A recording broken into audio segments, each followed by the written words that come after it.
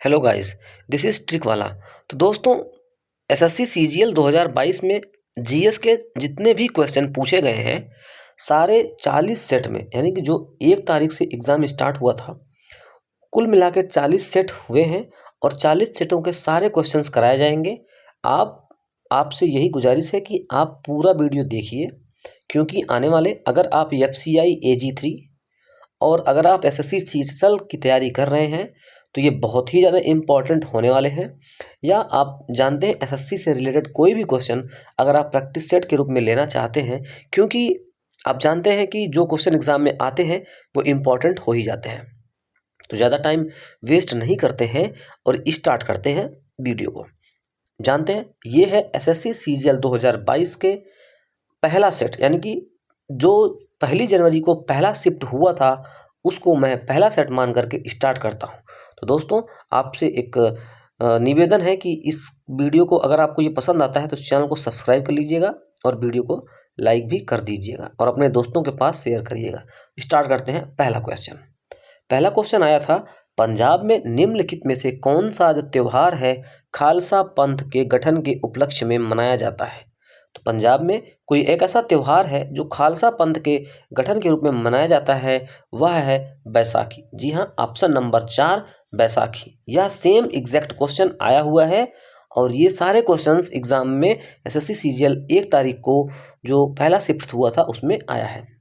दूसरा क्वेश्चन है, जून 2022 में केंद्रीय प्रत्यक्ष कर बोर्ड के नए अध्यक्ष के रूप में किसे नियुक्त किया गया? जी हाँ, CBDT, central board of direct and taxes, जो भी सीबीडीटी के अध्यक्ष के रूप में किसको नियुक्त किया गया, वो है नितिन गुप्ता। जी हाँ, नितिन गुप्ता।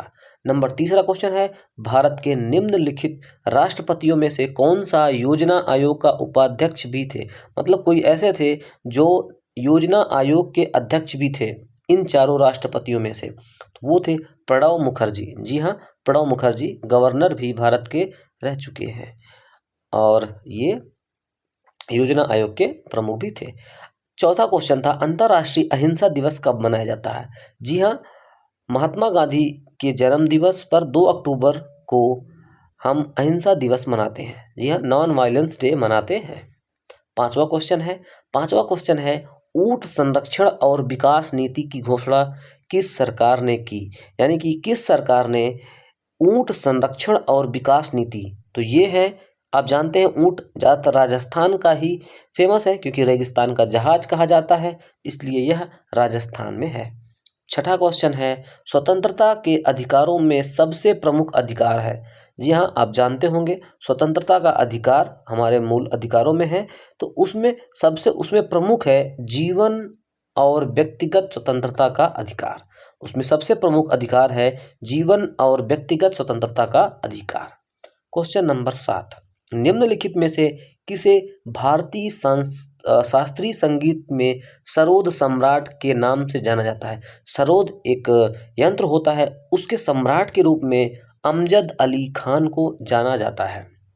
क्वेश्चन नंबर 8, किए गए कार्य की इकाई, यानी कि अगर आपसे पूछा जाए कार्य की इकाई क्या है, कार्य का मात्रक क्या है, तो वो है जूल। जी हाँ, कार्य का मात्रक है जूल। क्वेश्चन नंबर 9, 9वें क्वेश्चन में है, राष्ट्र रामकृष्ण मिशन में जो समाज सेवा और निस्वार्थ कार्य के माध्यम से उन्होंने आदर्श बल दिया, किस आदर्श पर बल दिया? उन्होंने मोक्ष के आदर्श पर बल दिया।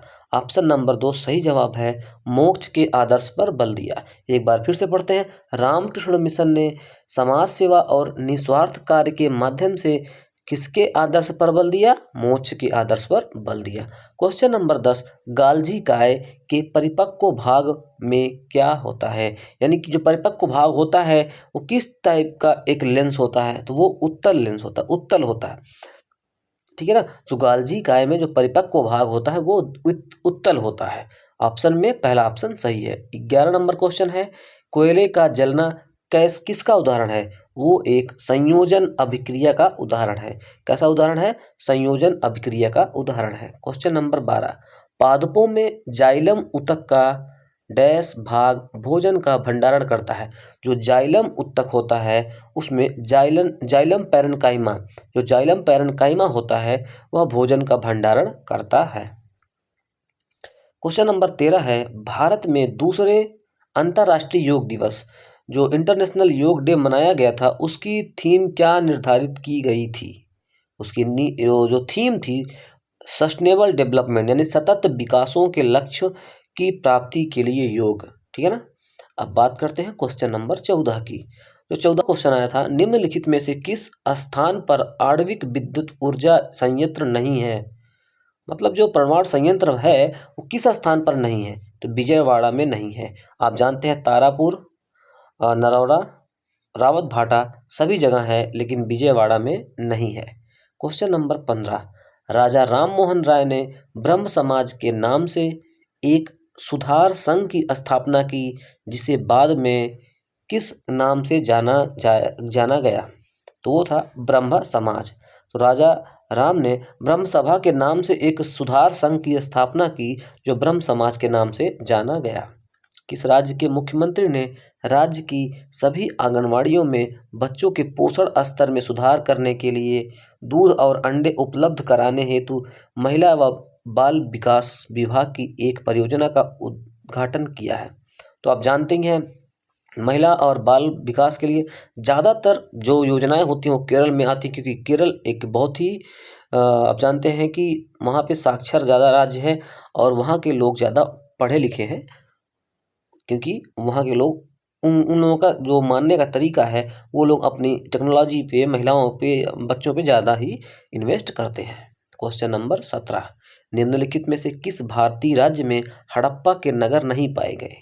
आप जानते हैं उत्तराखंड जो कि उत्तर प्रदेश का भाग था वहाँ पर भारतीय जो राज्य में है हड़प्पा के वहाँ पे नगर नहीं पाए गए थे। क्वेश्चन नंबर 18, संसद शब्द किसको संदर्भित करता है?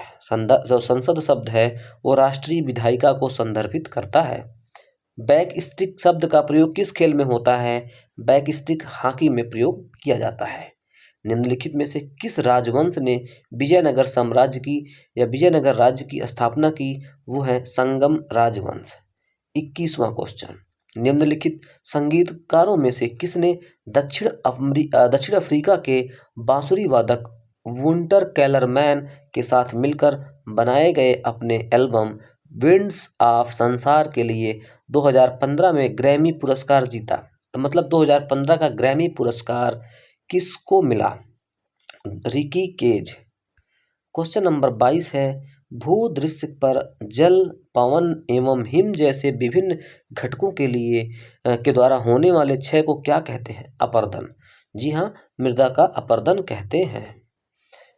क्वेश्चन नंबर 23, निम्नलिखित में से कौन सी विधि राष्ट्रीय आय आकलन की विधियों में से एक नहीं है? वो है बैंकिंग विधि। 24वां क्वेश्चन है, भारत में वायुदूत एयरलाइन की स्थापना कब की गई थी?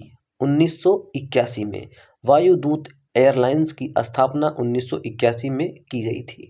क्वेश्चन नंबर 25, अनबुझा चूना का रासायनिक सूत्र क्या है? वो है CaO, कैल्शियम ऑक्साइड। और आपसे एक होमवर्क है कि आप बताएंगे बुझे चूने का रासायनिक सूत्र क्या है। जी हाँ, कमेंट बॉक्स में कमेंट करिएगा और अगर वीडियो पसंद आया हो तो चैनल को सब्सक्राइब जरूर कर लीजिएगा क्योंकि जो पूरे 40 सेट हैं वो बैक टू बैक आएंगे और आपके आने वाले एग्जाम में काफ़ी हेल्प करेंगे। Thank you so much for watching this video.